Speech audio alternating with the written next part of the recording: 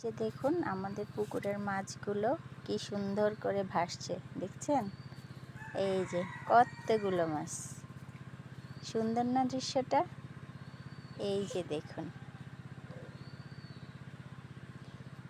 সকাল বিকাল খাবার দেওয়া হয় তো পুকুরের পাশ দিয়ে হাঁটছিলাম, দেখলাম যে দেখে আসি একটু হেঁটে কি অবস্থা। এই যে দেখুন মাছগুলো কি সুন্দর করে পুকুরের কিনারে কিনারে পানিতে ভেসে উঠেছে।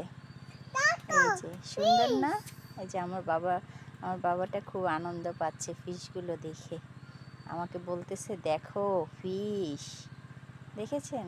অনেক সুন্দর না? এই যে দেখুন, এই যে দেখুন কিভাবে ভাসছে মাছগুলো। এই যে দেখুন, এই যে দেখা যাচ্ছে, দেখতে পাচ্ছেন?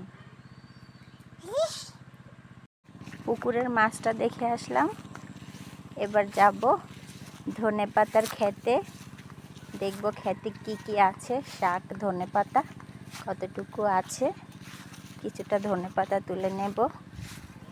সবাই থাকেন সাথে।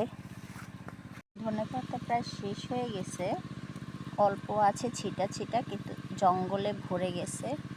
আমি শুধু আজকের বেলার জন্য উঠাই নেব কিছুটা। এই যে আসলে যেমনই হোক